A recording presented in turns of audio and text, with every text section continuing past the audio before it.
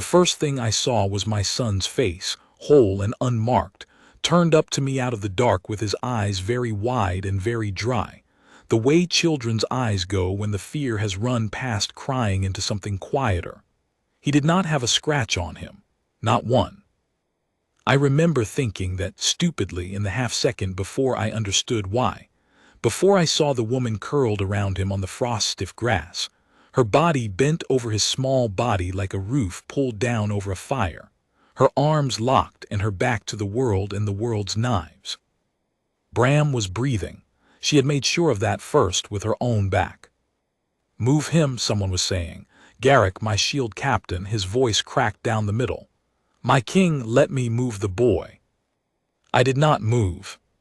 I could not, for that half-second, do anything but look at the shape she had made of herself.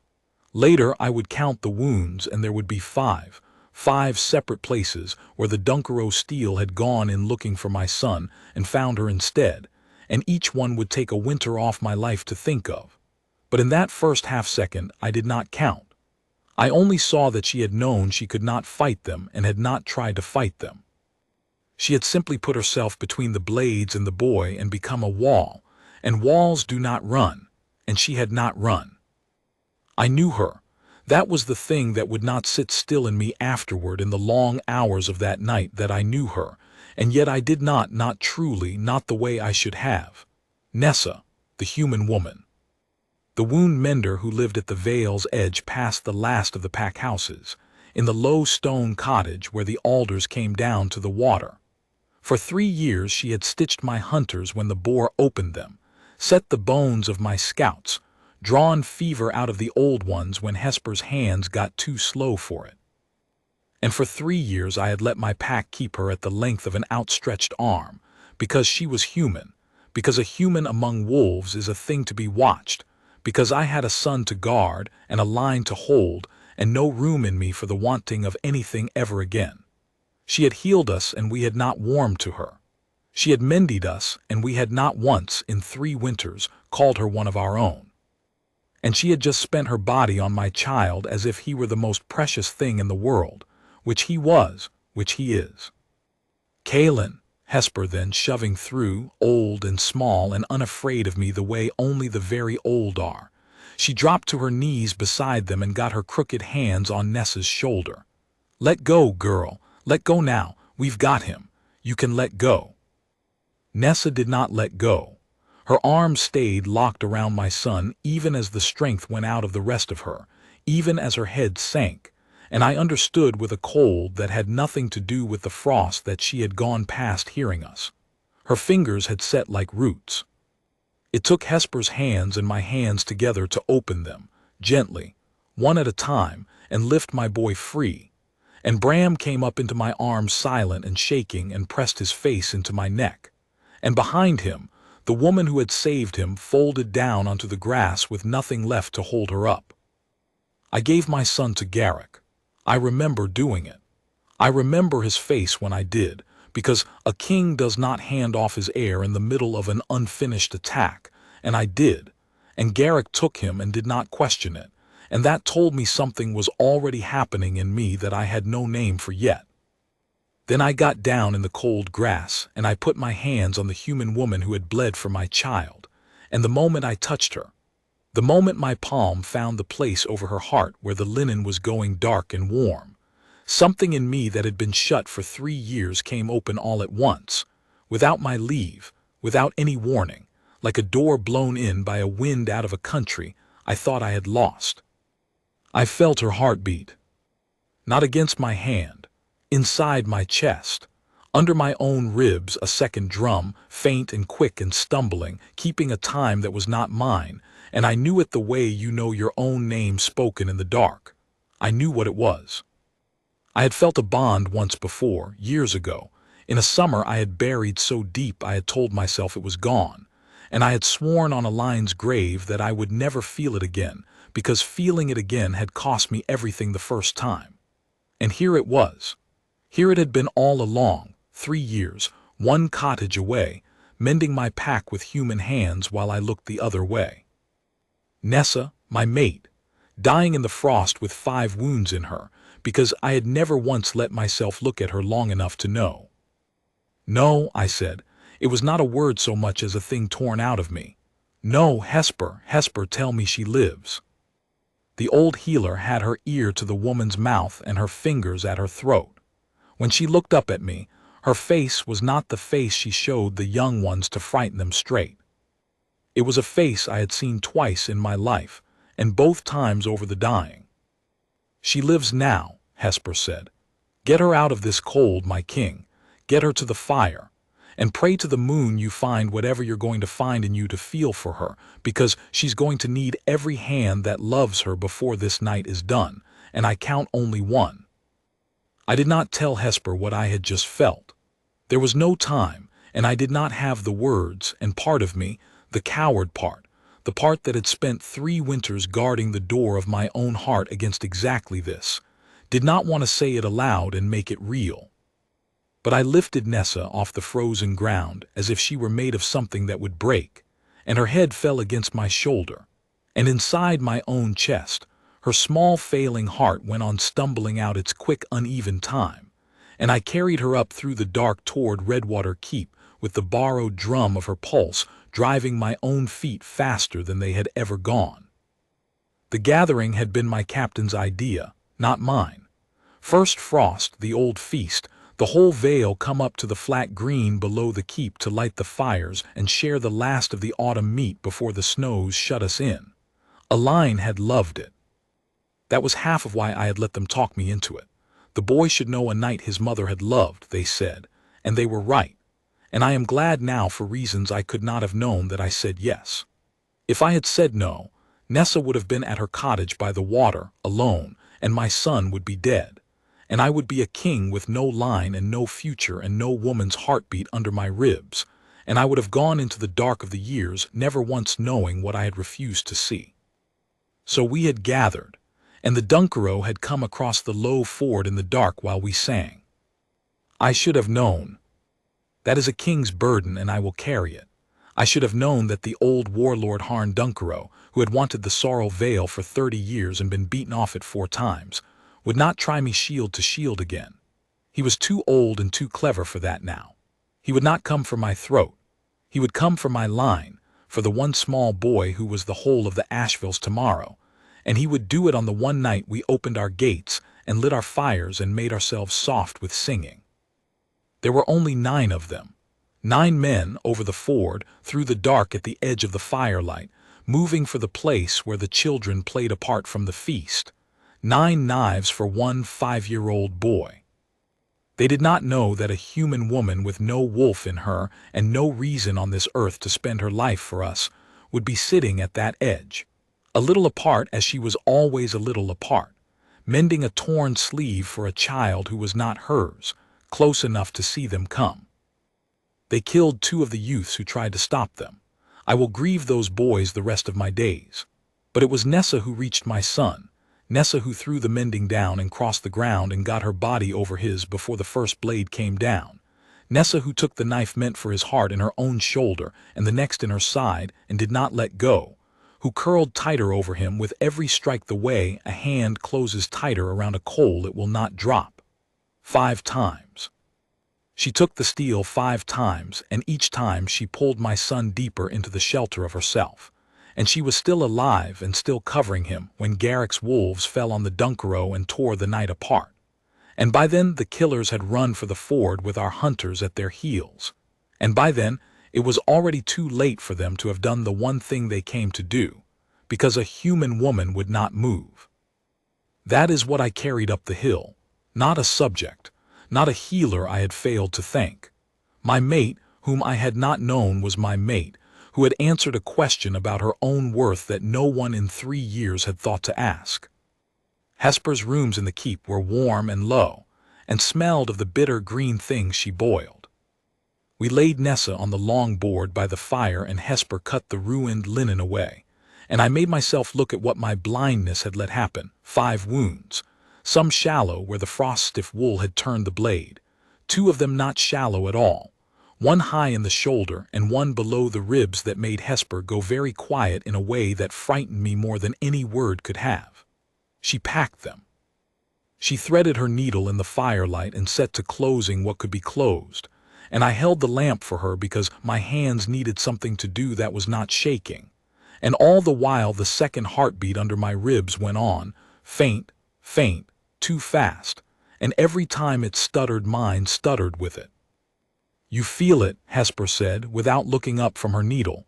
Not a question. "Feel what?" I said, because I was still a coward. She tied off a stitch. 3 years that woman has lived a stone's throw from your gate, Kaelin, and mended everything we brought her and asked for nothing and taken our cold shoulders like weather. And you never once went down to her fire. Never once."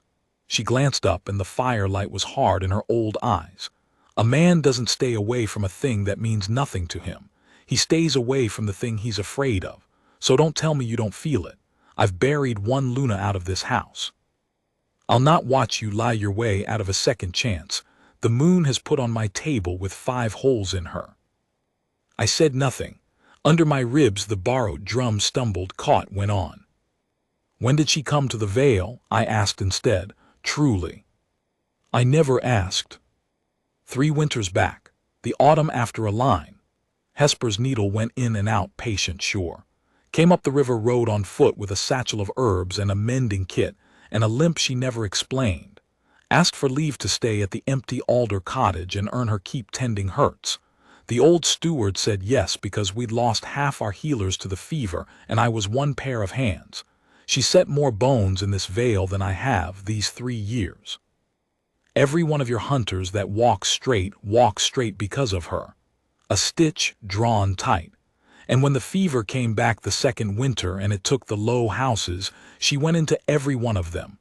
Human. No wolf to burn the sickness out of her. Walked into fever houses that could have killed her and sat up 3 nights with the Merk children and brought all 4 of them through it. And the Merks said thank you at the door and then crossed the road from her in the market for a year after because she was human and it made their skin crawl. Hesper's mouth went thin. I watched her carry that. I never once saw it bend her. She just went on mending the people who wouldn't sit at a fire with her. I thought of the Merk children, 4 bright pups now, loud at every feast. I had not known. I had not asked. I had let my pack turn its shoulder to the one soul among us who gave and asked for nothing, and I had called it caution, and it had been fear, exactly as the old woman said, the whole cowardly length of it. "Why didn't she leave?" I said. 3 years of cold shoulders. Why stay where no one would claim her? Hesper tied the last stitch she could tie that night and sat back, wiping her hands, and looked at me a long moment before she answered. "You'd have to ask her," she said. "If the moon's kind and lets you," she nodded at the door. "But if you want my guess, some creatures know where they belong before they're told, even when the place they belong won't say the word back to them, even for 3 cold years." She rose, joints cracking. "I've done what these hands can do. The rest is hers to fight, and the fever that'll come with wounds like these is a hard fight, and she'll fight it alone in the dark of her own body where none of us can follow." She fixed me with that hard old stare. "Unless there's a bond to reach down it and hold the other end of the rope. There is one, Kaelin. I can see it on you like frost on a window. Whether you'll pick up your end, that's the only question left in this room." Then she went out to boil more of her bitter green things, and left me alone by the fire with the woman who had bled for my son, and the second heartbeat that was hers in my chest, running out. I picked up my end of the rope. I did not know, that night, how a bond was supposed to work. Mine had come once, and I had been too young and too happy to study it. And then it had gone into the ground with a line, and I had shut the door and thrown away the study of such things forever. But I knew what I could feel, and I could feel her heart, and so I did the only thing the feeling told me to do.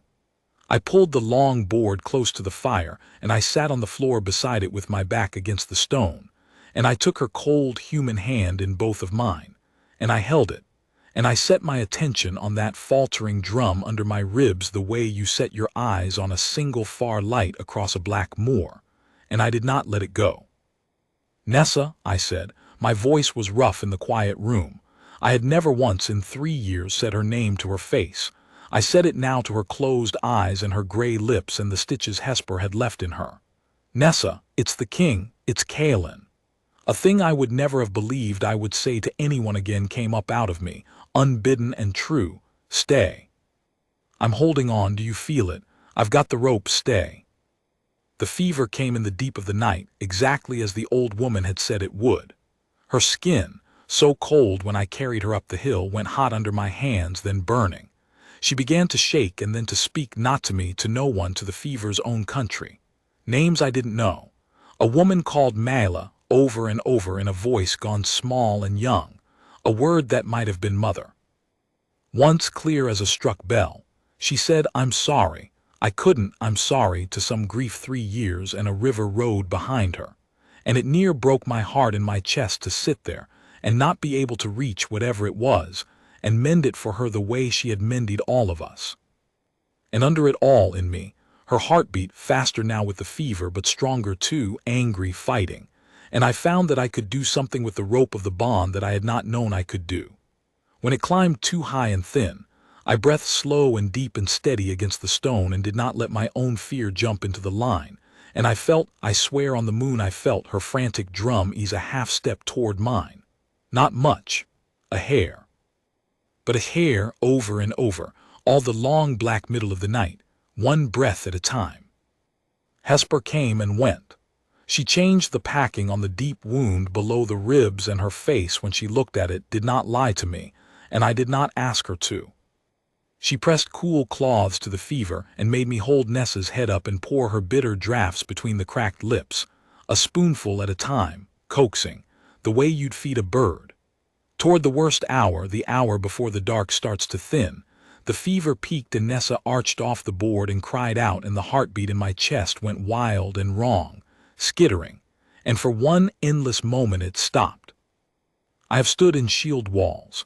I have taken a boar's tusk through the thigh and set my own teeth and pulled it free. I have buried a wife. I did not know until that moment that there was a fear past all of those, and it is the fear of a heartbeat that is not yours going silent inside your own body. I did not think. I got both my arms around her, stitches and fever and all, and I lifted her up off the board against my chest, and I pressed my mouth to her burning hair, and I said the word I had not said in 3 years, and had sworn I would never say again. And I said it like a command and a prayer and a chain thrown out over dark water all at once. Mine, I said. Do you hear me? You are mine, and I am not letting you go into the ground, not you too. I see you now. 3 years too late, and I see you. Stay and let me spend the rest of my life saying it, stay. And her heart in my chest jolted, caught, stumbled back into its quick, uneven time. Hesper's hand came down on my shoulder. When I looked up, the old woman had tears standing in her hard eyes, and she was smiling the way she smiled at a birth. There, she breathed. There it is. That's the rope, boy. That's both hands on it now. She eased Nessa back down from my arms onto the board and drew the blanket over her and pressed the back of her fingers to the fevered brow, and after a moment she nodded, slow. It's turning, feel it, it's turning, she's coming back up the rope. She sat down heavily on her stool as if her own strength had run out with the crisis. Human, she said, half to herself, shaking her head. No wolf in her at all. And she's dragging herself back from the moon's own door by nothing but will and one man's late-woken heart. I've healed in this veil 60 years. I never saw the like. She looked at me. You'd best be worth it, Kaelin. You'd best spend the rest of your days being worth what that woman just did to stay in the world with you in it. I will, I said, and under my ribs her heartbeat ran steadier and steadier, and I meant it more than I have ever meant anything in my life. I will. I did not leave her. Somewhere past that worst hour Garrick came to the door with word, the Dunkero driven back over the ford, 3 of them dead in the shallows, the rest running for their own country with our best trackers on them. The 2 youths we had lost laid out with honor. The boy, my Bram, asleep at last in the arms of his old nurse with 2 of our steadiest she-wolves curled against the door of his room, and he had asked before he slept where the lady was. The lady who had held him. He wanted the lady. Tell him, I said, and my voice did something I had to master before I could go on. Tell him when he wakes that the lady is with me, and I am keeping her, and he will see her again. Tell him that." Garrick looked past me to the woman on the board by the fire, and then back to me, and whatever he saw in my face made something settle in his. My captain has stood at my shoulder since we were both too young to grow beards. He had watched me shut the door 3 winters ago.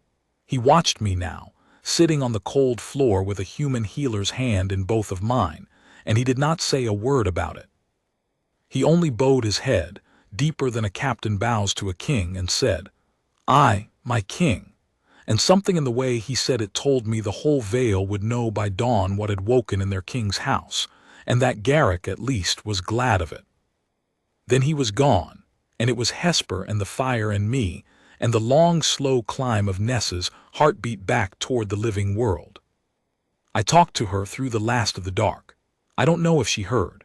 I told her things I had not told a soul in 3 years, about a line, about the ground I had put her in, about the door I had shut and the 3 cold winters I had spent guarding it. So certain I was that a heart broken once had no business breaking open again. So certain that the safe thing and the right thing were the same thing. I told her I had been wrong. I told her about the Merk children and how I had not known, and how the not knowing shamed me. I told her I had walked past her cottage on the river road 100 times and made myself not look at the smoke from her chimney, because some animal wisdom in me had known, 3 years ago, what she was, and had run from it, and had left her to 3 winters of cold shoulders rather than pick up the rope the moon had laid down at my own gate. "You should hate me," I told her sleeping face. "For all of it, you've every right." I turned her hand over in mine and looked at it, a human hand, small, calloused, scarred across the knuckles from 3 years of work no one thanked her for, the hand that had held my son together with its own body. "Hate me at dawn if you want to, but wake up first. That's the only thing I'm asking. Wake up and hate me. I'll take it. I'll take anything you've got, as long as it's got breath behind it." The fire burned low. Hesper dozed on her stool, and slowly, so slowly I did not trust it at first, the black beyond the shutters began to go gray. That was when I heard the first wolf. It came from just beyond the door of Hesper's rooms, the low door that gave onto the inner yard of the keep. A sound I knew the way I knew my own name, a wolf settling. The soft, heavy sound of a big animal lying down against stone, and then a breath let out, and then stillness. One of the door guard's wolves, I thought, coming out of the frost. I hardly marked it. Then came the second. Then a third and a fourth, and I lifted my head off the wall and I listened, and I heard them coming, not running, not the pack cry of a hunt, nothing of alarm in it at all.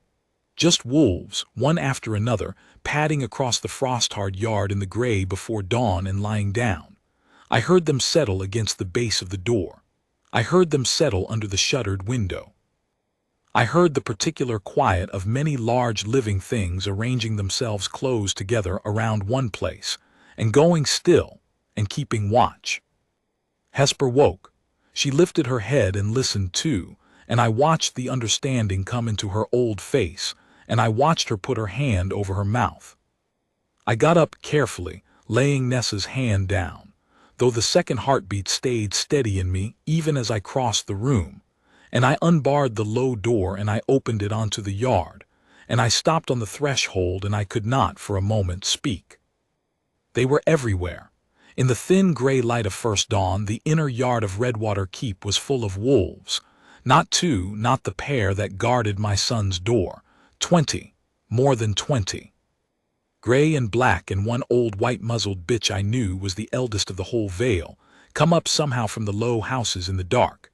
They had come from every corner of the Sorrel Vale, from every hearth and every pack house, and they had arranged themselves in a ring, a deep ring, all of them facing inward, all of them lying down in the killing cold of a first frost dawn around the one small room where a human woman lay fighting for her life. Around her. They had come for her. No one had called them. No horn had blown. I am their king, and I had not summoned them, and Hesper had not, and there was no wolf law of ours that says the pack rises in the night and goes to lie around a stranger's sickbed. They had simply known. Some truth had run through the whole veil in the dark hours while she fought the truth of what she had done, or the truth of what she was, or both, twined together the way they are always twined, and one by one, from every fire, the wolves of the Asheville had risen and left their warm hearths and come up through the frost to Redwater to keep the watch, to claim her, to say with their whole silent gathered bodies the thing that 3 years of human mouths had never once managed to say to her: "You are ours. You belong to us. We know you now." The old white-muzzled bitch lifted her head and looked at me in the doorway. And then, deliberately, she turned her head away from me and set it back down facing the shuttered window, facing Nessa, and closed her eyes and went on keeping her watch, and it was the plainest thing a wolf has ever said to me without a sound. "Not you, King. Her. We came for her." I stood in that doorway with the cold pouring in and 20 and more of my pack ringed in the frost around the woman I had spent 3 winters failing to see, and I understood that the claiming had already happened. It had happened while I sat inside holding a rope I had picked up too late. My pack had gotten there before me. My pack, wiser than their king, had come in the night and named her Luna in the only language wolves have. And all that was left for me to do, the king, the fool, the last one to know, was to catch up to my own people and say it out loud. Behind me, from the board by the fire, a voice said, small and cracked and human and alive, "Why is it so cold? Why is the door open?" I turned, and Nessa's eyes were open. She did not remember the wolves at first. She did not, in that first gray hour of waking, remember much of anything past the moment she had thrown the mending down and crossed the ground to my son. And when Hesper, weeping openly now, the hard old thing, told her that the boy was whole, that she had taken 5 wounds and kept him whole, that she had brought him through it with her own back, Nessa lay very still on the board and looked at the low ceiling, and 2 tears ran down into her hair, and all she said was, "He wasn't hurt. He's not hurt. Good. That's good." As if that were the whole of it. As if a human woman spending her body to keep a wolf king's son alive were a small thing, a thing not worth the fuss, a debt she'd been glad to pay and would not be thanked for, because being thanked was not a thing she was used to and did not know how to receive. I knelt down by the board so that my face was level with hers. Her eyes moved to me, and there was no hatred in them, whatever I had told her sleeping face in the dark. Only a kind of wary, exhausted wonder, the look of a woman who has lived 3 years being crossed away from in the market, trying to understand why the king of the Asheville is on his knees at her bedside, holding her hand as though it were the last warm thing in the world. "My king," she said. "You shouldn't, I'm human, you shouldn't be seen." "Nessa," I stopped her. I had not in 3 years said her name to her waking face, and I said it now and watched it land in her like a stone in still water, watched her go still with the strangeness of being called by name by me. "I have spent 3 winters being wrong about you. I am not going to spend another minute of it." I turned toward the open door and the gray light and the ring of my pack keeping their frozen watch in the yard. "Can you sit? Just enough to look. There's something you need to see." Hesper and I raised her slow, a hand's breadth at a time, until she could see past me through the open door into the inner yard of Redwater Keep, and I watched her human eyes find the wolves. I watched her see the ring of them, 20 and more, gray and black and the white-muzzled elder, all of them lying in the killing frost with their faces turned inward toward her window, all of them come in the night with no one to call them. I watched her not understand it, and then begin to understand it, and then not be able to bear the understanding, her breath going ragged, her scarred hand tightening in mine. Her voice would not work right. "Why are they? I'm human. They never, in 3 years, they never once. Why are they?" "Because they know what you are now," I said. "The way I know it. The way I've known it since I put my hand over your heart in the frost last night and felt it start beating inside my own chest." I saw her go very still. I did not look away from her. A king should not look away, and I was done looking away from her, done for the rest of my life. "You're my mate, Nessa. The bond woke in me the moment I touched you. It's been there 3 years, 1 cottage away, and I was too much a coward to look at it, and my whole pack was too much like their king. but wolves are wiser than kings in the end. I nodded at the door, at the ring of them, at the elder with her white muzzle keeping the closest watch of all. They came in the night while you fought, from every fire in the vale, and they lay down in the frost around you, and they named you the thing none of us had the courage to say to your face in 3 cold years. You're not the human woman at the edge of the vale. You never were. You're the Luna of the Asheville.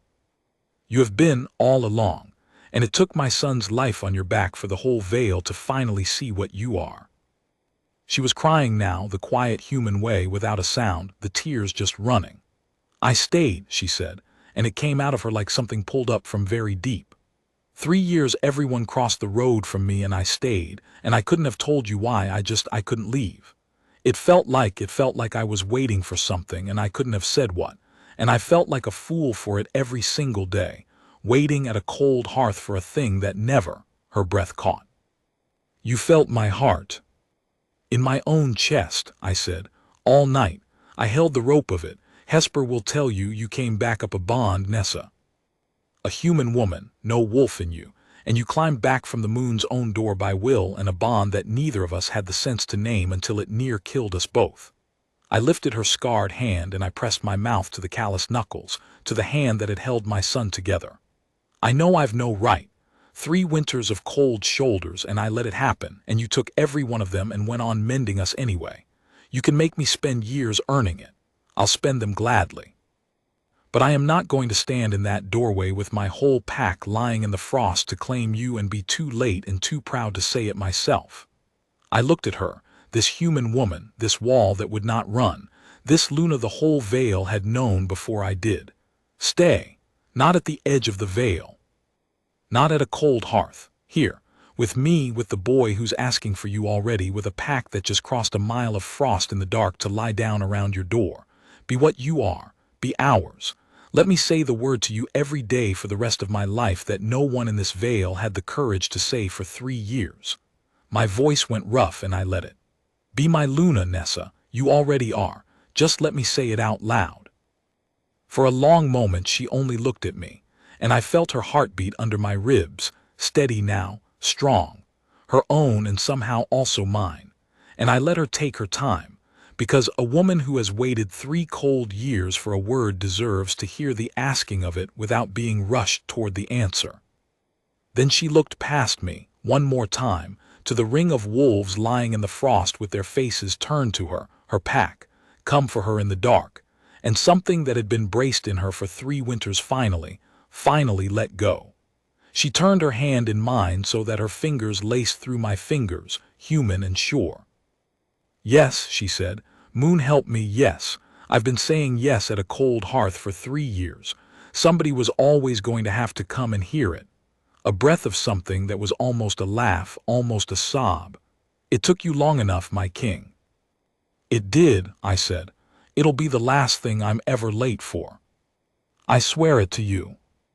And out in the yard, as if they had heard, and I believe to this day that somehow they did, the old white-muzzled elder lifted her head and put back her throat and sang one long low note into the gray dawn, and one by one the whole ring of them took it up, 20 and more voices rising off the frost of Redwater's yard, not a hunting cry and not a mourning cry but the other kind, the kind wolves keep for a naming, for a joining, for a truth the whole pack has agreed upon. And it rolled out over the Sorrow Vale in the first light of the morning after first frost, and every soul in every low house heard it, and knew their Luna had come home. There is more to tell, and I will tell it quickly, because the hard night is the heart of the tale, and the rest is only the long good years that came after. And a woman of the vale once told me that happiness makes for a short story, which I have found to be the truest thing anyone ever said to me save one. She healed slowly. The wound below her ribs was the worst of them, and it kept her on Hesper's board a fortnight and a bed a month after, and I learned in that month a thing about my mate that the 3 cold years had hidden from me. That Nessa, who had spent her whole life giving care to others and being crossed away from in return, did not know in the least how to be cared for and fought it and was ashamed of it, and had to be taught gently, day by day, that she was allowed to be the one held now. I taught her. It was the sweetest task of my life. I brought her the bitter draughts myself and did not let a servant do it. I carried her to the window each day so she could look out at the veil that had claimed her. And every single day, twice and 3 times a day, I said the word to her out loud, Luna, mine, ours, yours, until the flinch went out of her at the hearing of it. Until one morning she said it back to me without thinking, until it was simply true and no longer a wonder, the way the deepest true things become. Bram would not leave her side. My son, who had gone so quiet and dry-eyed in the frost, came alive again in the weeks of her mending, and he made himself her shadow. He brought her river stones he thought were pretty. He fell asleep against her good side in the afternoons.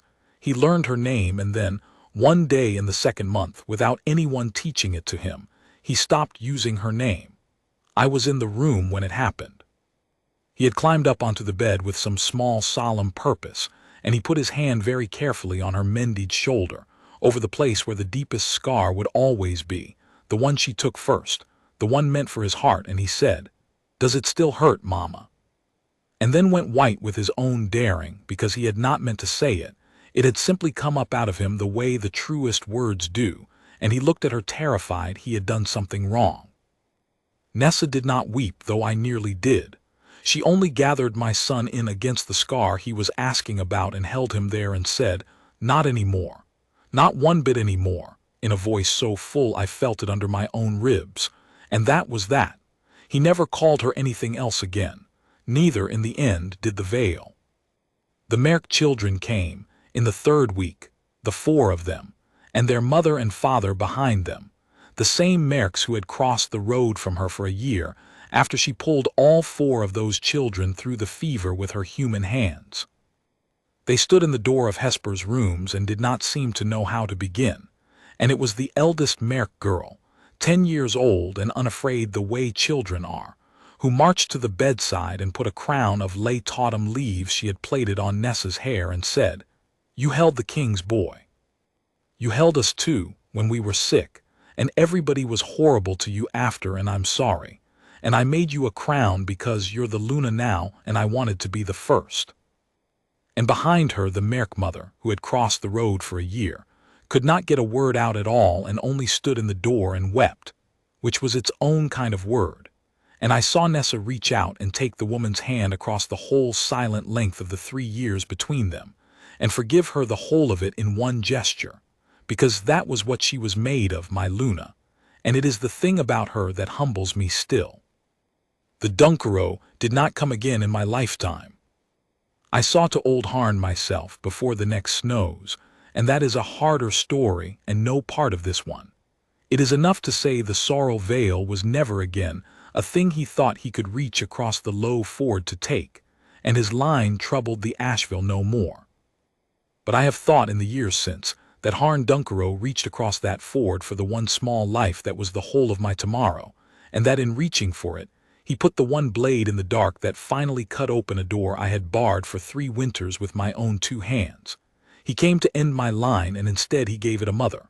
The moon has a hard humor in her sometimes, and works her kindnesses through cold instruments. I have stopped trying to understand it. I only give thanks. We were joined under the moon before the first true snow of that year, in the flat green below the keep, where the first frost gathering had been, where she had thrown down a bit of mending and crossed the ground to save my son. She walked to me across that same grass on her own feet.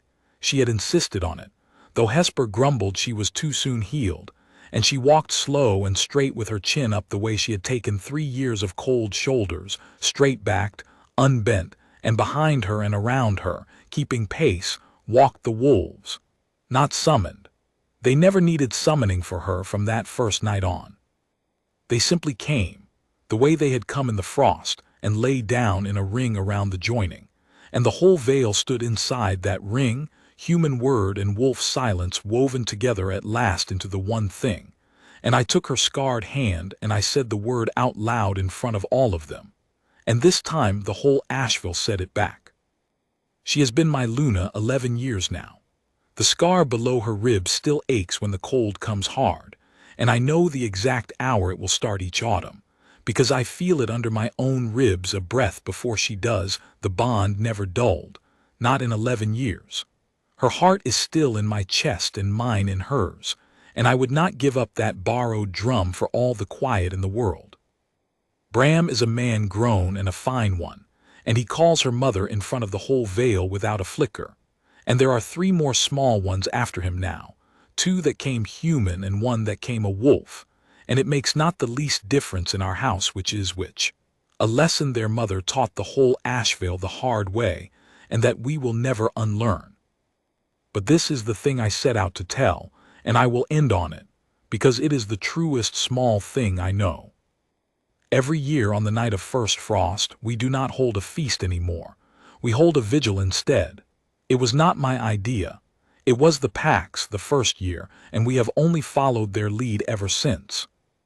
On the eve of first frost, the whole Asheville comes up to Redwater as they used to for the feast, but instead of fires and singing they come quietly, wolves and folk together, and they lie down in a ring in the inner yard around our door the way they lay down that first gray dawn, and they keep the watch through the night. All night. In the killing cold. 20 and more of them, and always the white-muzzled elder's daughter now, the old one long gone to the moon, keeping the closest watch of all, her face turned to our window. And inside, Nessa and I do not sleep either. We sit up by the fire the way I sat up that first night, and she lets me hold her scarred hand in both of mine, and somewhere in the deep of it, in the hour before the dark begins to thin, she always says the same thing to me, soft, so only I can hear it over the sound of the whole pack breathing in the frost outside our door. Somebody came, she says. In the end, somebody came. They did, I tell her every year. They'll never not come again. Feel them out there. And I lay my hand over her heart, over the place where I first felt her pulse start beating inside my own chest, and she lays her hand over mine. And out in the frost, the pack keeps its watch over the Luna who once had no one, who waited 3 cold years at an empty hearth for a word, who took 5 wounds meant for a child that was not hers, and by the next morning had 20 wolves lying in the frost to say the word back to her at last. And we keep the vigil together till the gray comes up in the shutters, the 2 of us and the whole pack in one steady heartbeat shared between 2 chests. And every year when the dawn finally comes, it comes warm.